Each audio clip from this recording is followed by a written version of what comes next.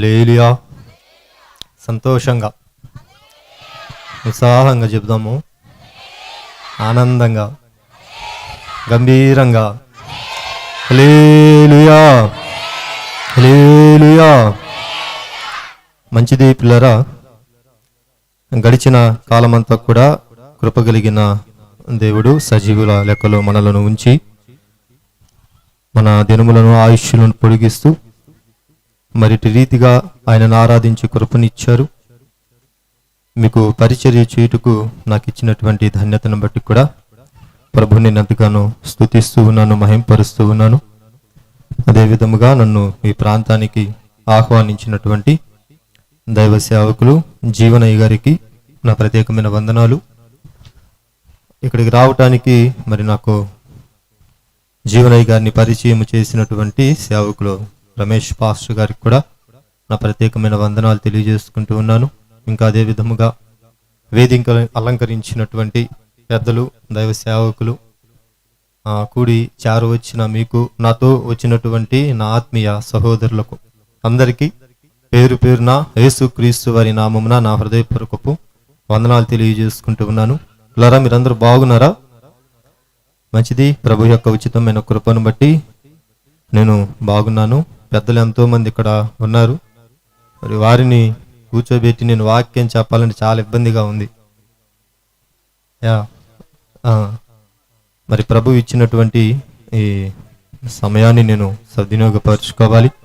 నాకు అప్పగించినటువంటి పనిని నేను సంపూర్తి చేయాలి. కాబట్టి వాక్యంలోనికి వెళ్దాము ప్రియులారా. వాక్యంలోనికి వెళ్ళబోయే ముందు నేను మీ అందరికి ఒక విషయాన్ని తెలియజేయాలనుకుంటున్నాను. చెప్పనా వద్దా? చెప్పాలా? సరే, ఒక విషయాన్ని, మా ఇంటి దగ్గర ఒక తల్లి ఉంది, ఆమె గురించి చెప్పి నేను వాక్యంలోనికి వెళ్తాను. హల్లెలూయా.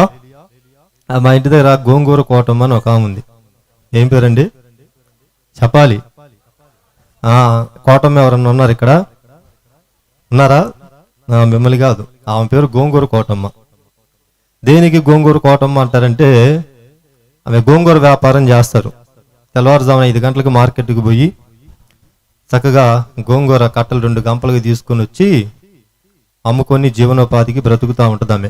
ఆమెతో పాటు ఇంకొక 4 కూడా చేస్తారు. వినాలి, ఆమెతో పాటు వెళ్ళినటువంటి ముగ్గురేమో తెల్లవారుజామున 5 గంటలకు పోతే ఆ గోంగూర కట్టలన్నీ అమ్ముకొని 11 గంటలకు ఇంటికి వస్తారు. కానీ ఈ తల్లి మాత్రం తెల్లవారుజామున 5 గంటలకు వెళ్ళి 7:30-8 గంటలకల్లా ఇళ్ళకి వచ్చేసింది. కారణం ఏంటంటే, మంచి స్వరాన్ని ఇచ్చాడు దేవుడు ఆమెకి. ఈ పేట కేకేసిందంటే పక్క పేటకి కనపడిద్ది అనమాట, అంత పెద్ద గొంతు. హల్లెలూయా. మొత్తానికి ఆ రోజు వ్యాపారానికి పోయింది తల్లి. 8 గంటలకల్లా ఇంటికి వచ్చింది. ఒక చెంబు నీళ్లు పోసుకొని అంత ముద్ద అన్నం తినింది.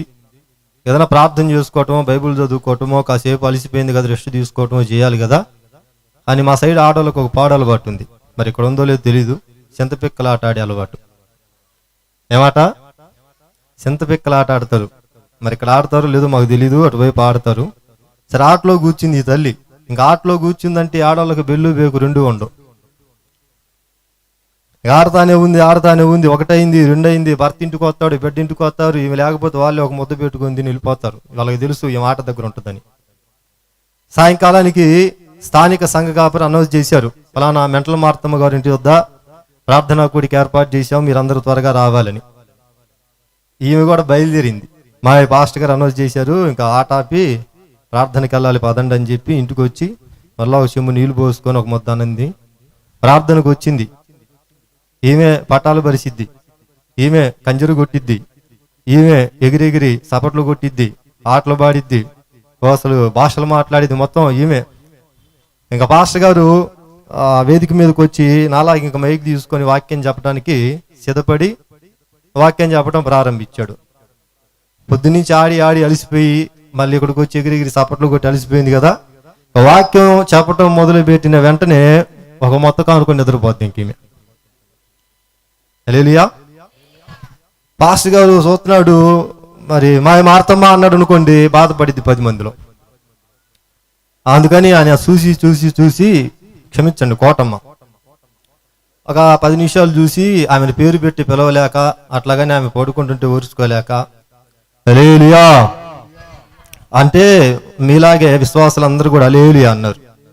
ఈ తల్లి బెత్తరపోయి ఉలిక్కి పొలిగిసి గోంగూర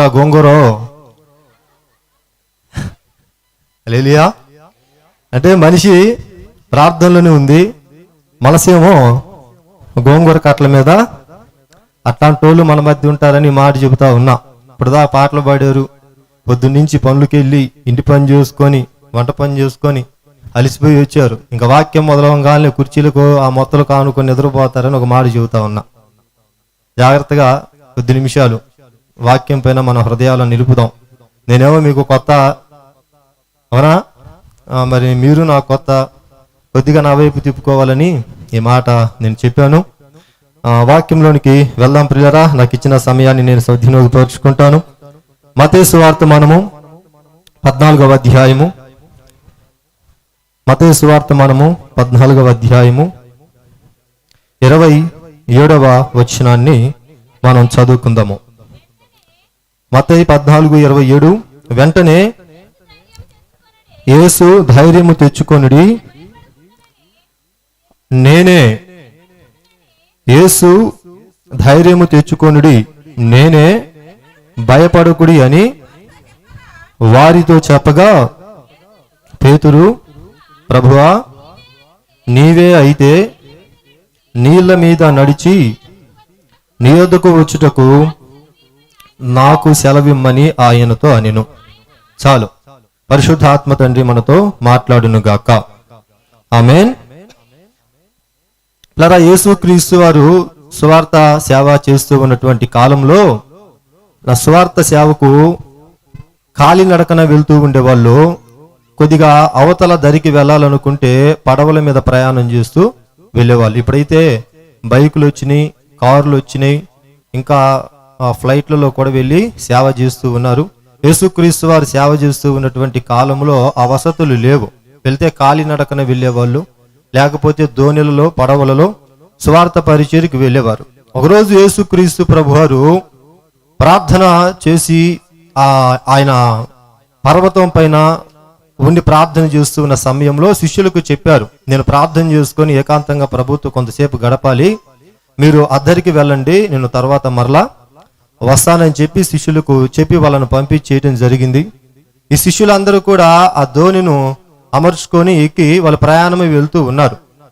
వెళుతూ ఉన్నప్పుడంట ఆ దోణి పైన ఒక భయంకరమైనటువంటి గాలివాన, తుఫాను వచ్చింది.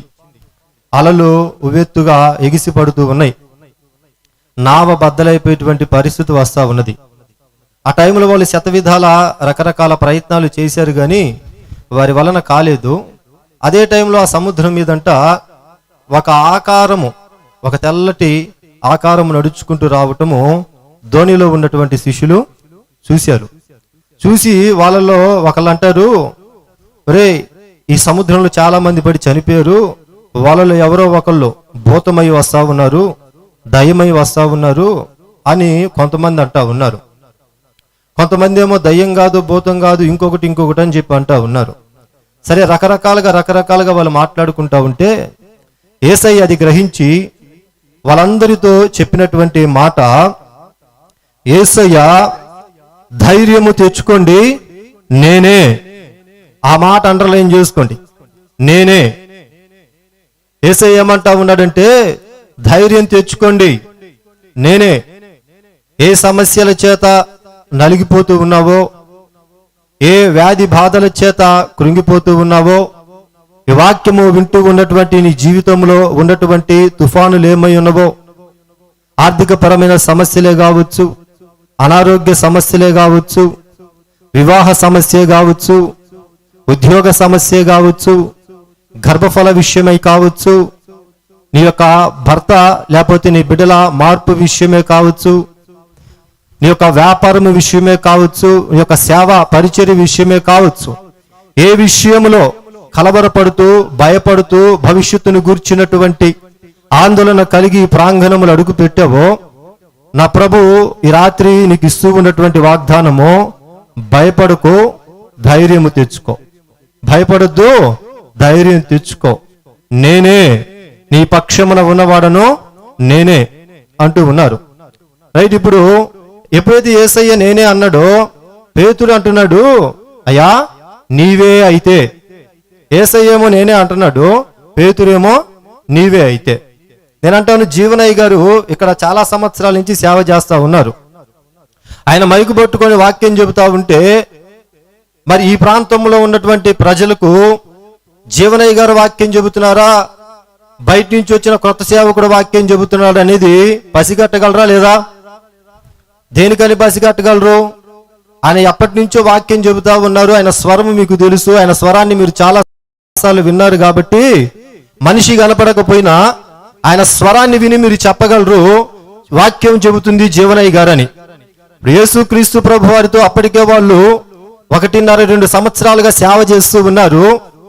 యేసయ్యతో 1.5-2 సంవత్సరాలుగా పరిచర్యలో కొనసాగుతూ ఉన్నారు. ఇప్పుడు సముద్రము మీద వస్తున్నటువంటి వ్యక్తి మసకగా ఉన్నాడు, సరిగ్గా కనపడటం లేదు. కానీ మసకగా ఉన్నటువంటి ఆ సముద్రంలో నుండి ఒక మాట వినపడుతుంది, ధైర్యం తెచ్చుకోండి నేనే. ఆ స్వరము విన్న వెంటనే పేతురు గ్రహించాలా లేదా? ఒరే, మాట్లాడుతా ఉన్నది మన యేసయ్య, మన బోధకుడు, మన రబ్బుని. ఈ స్వరము మన దేవాతి దేవుడి స్వరము, ఆయన మన కోసం వస్తూ ఉన్నాడు అని గ్రహించాలి కదా. వీళ్ళు గ్రహించాలా లేదా? గ్రహించి ఉంటారా లేదా? చెప్పాలి. సేవకుడు కనపడకపోయినా ఆయన వాక్యాన్ని విని మీరు గ్రహించినప్పుడు, పేతురు గారికి యేసయ్య సరిగ్గా కనపడకపోయినా ఆయన స్వరాన్ని విన్నప్పుడు పేతురు గ్రహించే ఉంటాడు, ఇది యేసయ్య స్వరమే. కానీ అక్కడ అడుగుతా ఉన్నాడు, నీవే అయితే, నీవే అయితే. ఆయన అంటున్నాడు నేనే అని, ఈయన అంటున్నాడు నీవే అయితే అని. ఎందుకు పేతురు గారు దేనికి అడిగాడు నీవే అయితే అని? ఆయనకు వచ్చిన సందేహం ఏంటి? ఆయనకున్నటువంటి అనుమానం ఏంటి? యేసయ్యను నీవే అయితే అని అడిగినటువంటి ఆ ప్రశ్న వెనుకున్నటువంటి ఆంతర్యం ఏంటి? యోబు గ్రంథము తీద్దాము. యోబు గ్రంథము 9వ అధ్యాయము 8వ వచనములో భక్తుడు యేసుక్రీస్తు వారిని గురించి ఒక మాట రాసి ఉన్నాడు. ఒకరు చదవాలి స్పష్టంగా. ఆయన ఒక్కడే ఆకాశ మండలమును, ఆయన ఒక్కడే ఆకాశ మండలమును విశాలపరచువాడు. అదిగో అదిగో సముద్ర తరంగముల మీద ఆయన నడుచుచున్నాడు. దేవునికి మహిమ కలుగును గాక. పేతురు గారికి వాక్యం చదివేటువంటి చదువు లేకపోయినా చక్కగా వాక్యము వినగలిగినటువంటి జ్ఞానము ఉన్నది, వాక్యాన్ని గురించిన ఆసక్తి ఉన్నది. యేసయ్య ఎప్పుడైతే సముద్రం మీద నడుస్తూ వాళ్ళ దగ్గరకు వస్తా, భయపడొద్దు నేనే, ధైర్యము తెచ్చుకోండి అని వాళ్ళను బలపరిచాడు. యేసయ్య స్వరము విని ఆ నేనే అన్న మాట పట్టుకొని పేతురు గారు ధర్మశాస్త్రములో లేదా పాత నిబంధన గ్రంథములో యోబు గారు రాసినటువంటి ఆ మాట గుర్తొచ్చింది ఆయనకి. ఆయన ఒక్కడే ఆకాశ మండలములను విశాలపరచువాడు, ఆయన ఒక్కడే సముద్ర తరంగముల మీద నడుచువాడు. యేసయ్యా యోబు గ్రంథములో నేనే సముద్ర తరంగముల మీద నడుచువాడనని అక్కడ పరిశుద్ధాత్మ ప్రేరేపణతో రాయించినటువంటి దేవుడవు నీవే అయితే. సీనాయి పర్వతం పైన మోషే మోషే నేను నీ తండ్రి దేవుడను, అబ్రహాము దేవుడను, ఇస్సాకు దేవుడను, యాకోబు దేవుడను, ఆకాశమందును భూమి యందును భూమి కింద ఉన్న నీటి యందును నేను తప్ప వేరొక దేవుడు లేడు అని చెప్పి కఠినముగా కర్కోటము లేకపోతే ఉన్నది ఉన్నట్టుగా చెప్పినటువంటి దేవుడవు నీవే అయితే, నీవే అయితే, నీవే అయితే. ఈ సముద్రం మీద నడుచుటకు నాకు ఆజ్ఞాపించు ప్రభా, ఆజ్ఞాపించు ప్రభా అని అడుగుతూ ఉన్నాడు. పేతురు గారు అడుగుతా ఉన్నారు నీవే అయితే అని. నా జీవితంలో కూడా నేను అడిగా ఒకరోజు యేసయ్యని. నేను కూడా పేతురు గారు ఏ విధంగా అడిగారో, నీవే దేవుడవైతే ఈ సముద్రం మీద నన్ను నడిపించు, ఈ సముద్రం మీద నడుచుటకు నాకు ఆజ్ఞాపించు, ఈ సముద్రము నాకు లోబడినట్లుగా కృప చూపు ప్రభు అని పేతురు గారు అడిగినట్లుగా ఒకానొక సమయంలో నేను యేసుక్రీస్తు వారిని అడిగాను. ఇక్కడ కూర్చున్నటువంటి నీ జీవితంలో కూడా నీవే దేవుడవైతే ఈ సమస్యలు ఎందుకు, నీవే దేవుడవైతే ఈ అప్పులు ఎందుకు, నీవే దేవుడవైతే ఈ రోగాలు ఎందుకు, నీవే దేవుడవైన పక్షమును ఉండగా ఈ శాపాన్ని నేను ఎందుకు అనుభవిస్తున్నాను ప్రభువా అనే ఆలోచనతో ఒకవేళ ఈ సభలకు వచ్చినట్టయితే నా ప్రభు నీతో మాట్లాడుతూ ఉన్నాడు. ఆయన ఉన్నవాడు అనువాడు. నేను అడిగా ఒక దినము నా ప్రభుని, నా జీవితం ఇది కాదు. ఇప్పుడు మీ ముందు నేను కనపట్లాడుతున్నగా ఒకప్పుడు నేను సువార్త చేసేవాని కాదు, వాక్య పరిచయం చేసేవాని కాదు, యేసయ్య రక్తముల